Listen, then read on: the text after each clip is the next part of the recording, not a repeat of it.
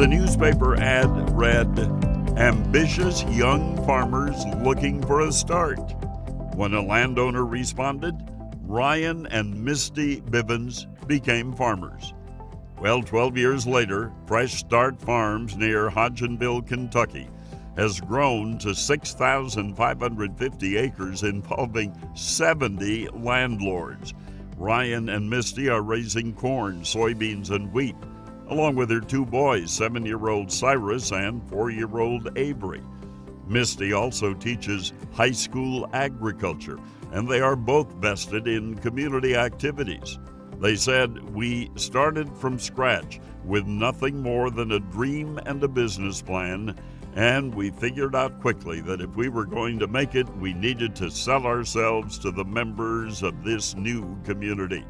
They went on to say, "For the first several years, we became involved in our community through church, civic, and agricultural groups to try to become accepted into our newfound community."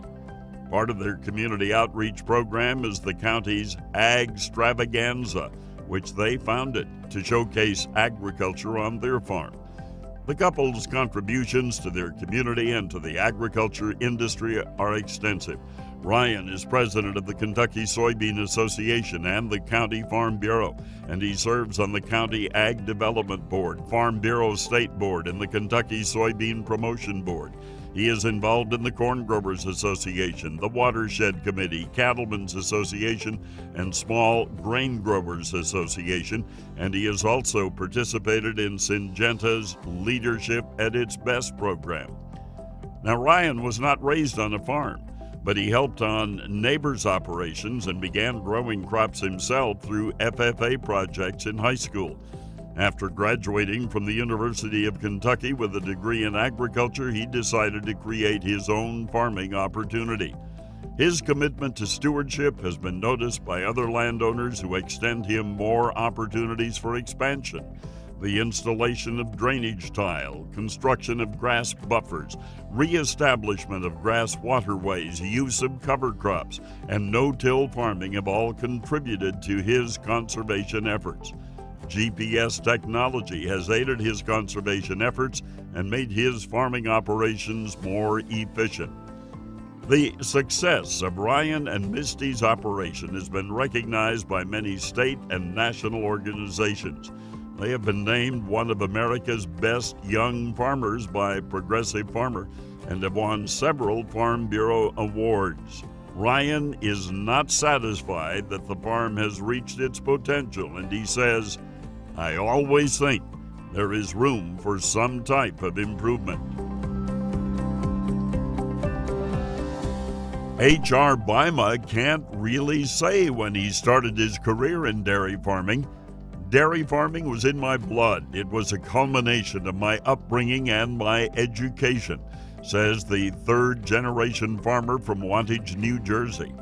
After completing the Farm and Industry short course at the University of Wisconsin, H.R. returned to the family farm and eventually formed a partnership with his father, By Acre Holsteins.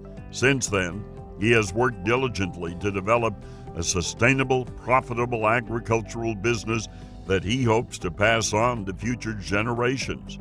And with sons Richard, Luke, and Dean, who are 7, 6, and 3, H.R. is aware of his responsibilities to the land. He says, "I feel it's essential to protect and preserve the natural resources all around us so that our children will have a bright future."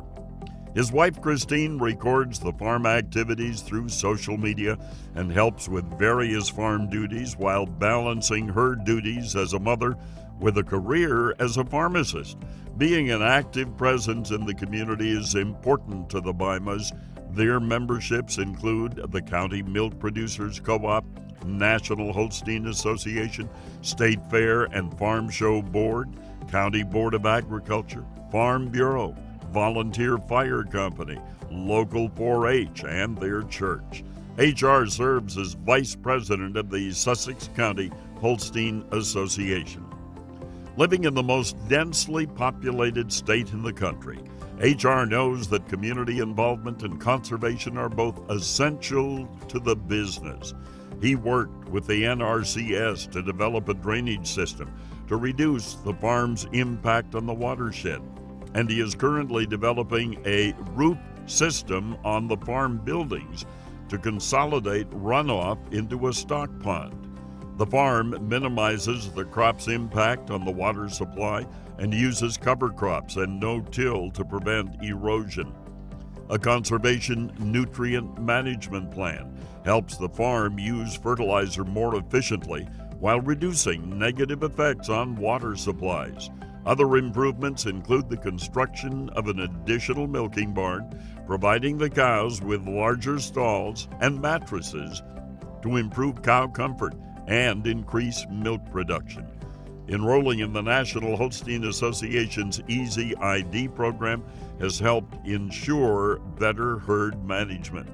Looking to the future, HR has partnered with a company to produce mozzarella cheese that is currently sold locally.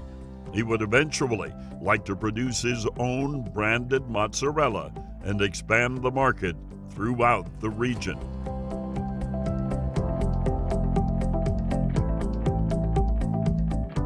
David Carell's earliest memories center around his family's dairy and tomato farm near Cleveland, North Carolina. After earning a degree in animal science from North Carolina State University, David returned to the farm and became the dairy herdsman. He later formed a partnership with his parents and made the difficult decision to sell the cows, turning the farm's focus on crop production. He now grows more than 125 different varieties of crops on 450 acres. The operation includes corn, soybeans, tomatoes, many types of vegetables, beef cattle, and a small flock of sheep. The farm is very much a family affair, as David and his wife Cheryl are also raising and homeschooling their children, Josie 11 and Talton 8.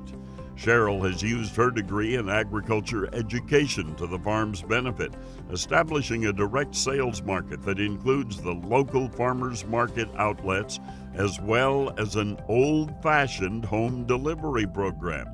Weekly baskets of fresh vegetables are delivered throughout the area, and the number of customers has doubled in the past year. While the scope of the farm has changed through the years, the farm's commitment to conservation has always been a top priority. All row crops are grown with no-till.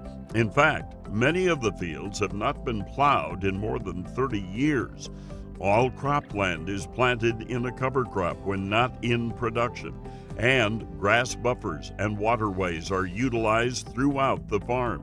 Cattle are fenced out of streams and ponds, and gravel and geotextile cloth has been installed in heavy-use areas in the pastures.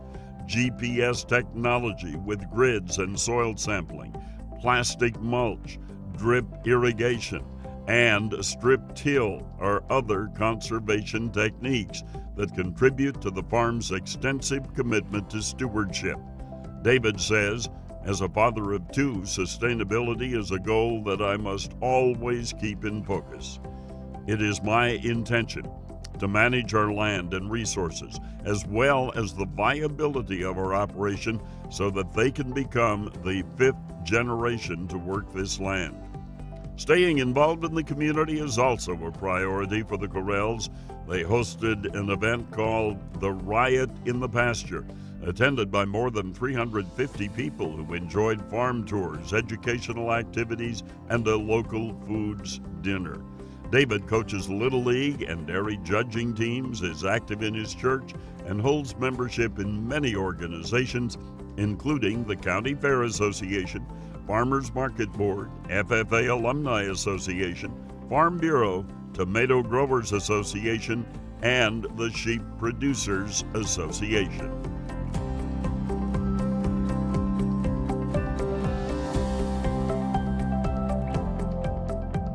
A 4-H heifer purchased when Matthew Erickson was 13 began his career in agriculture.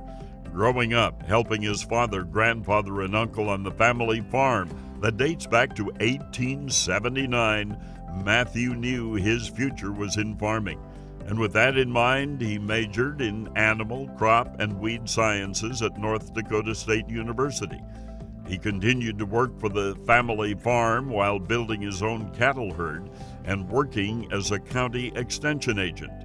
But in 2002, Matthew and his wife, Patricia, bought his grandparents' quarter section and became partners in the family farm, which currently encompasses 2,730 acres and produces corn, soybeans, wheat, hay, and cattle.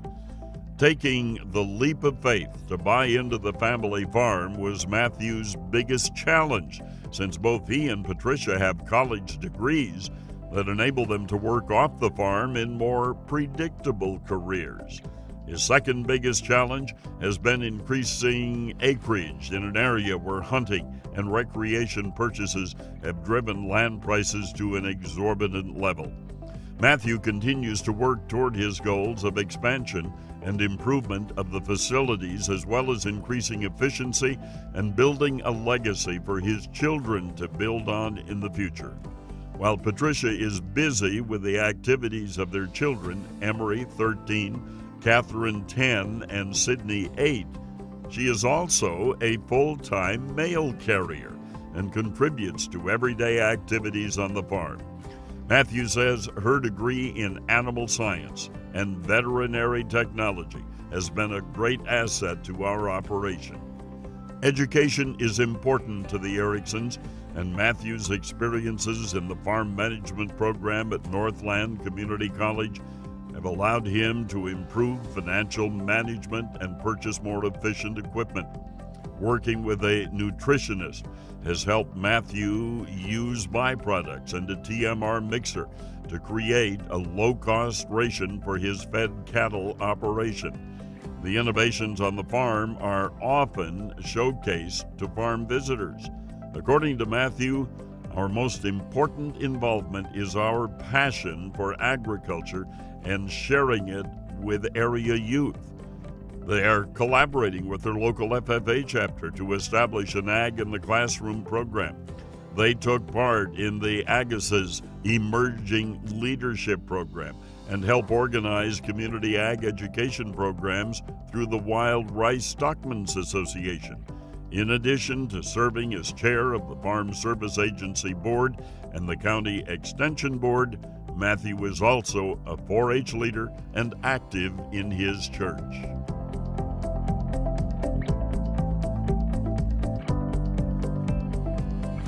For Jay Ferguson, a successful farming operation has been the result of the basic elements of honesty, respect, and a lot of hard work.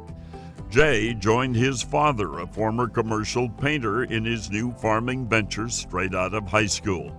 Jay says, "My life was focused on farming, and it's what I wanted to do.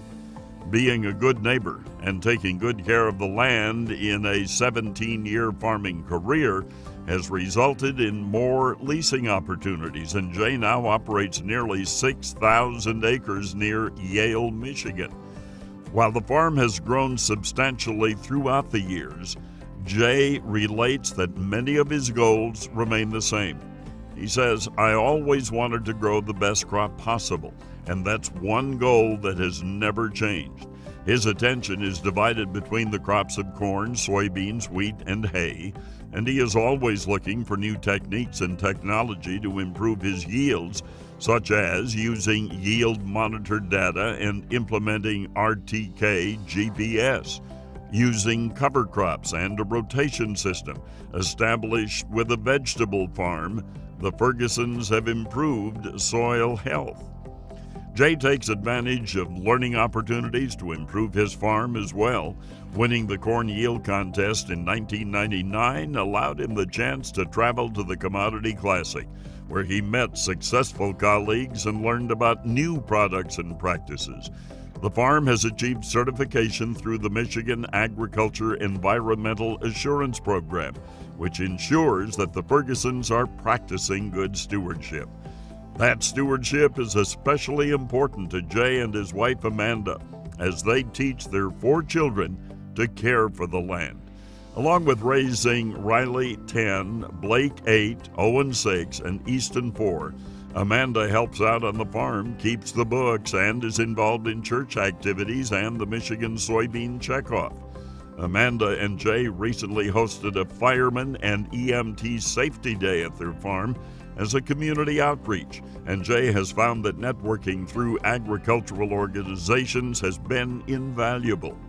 He is vice president of the Michigan Soybean Association and has visited Washington, D.C. to express his concerns about agricultural issues.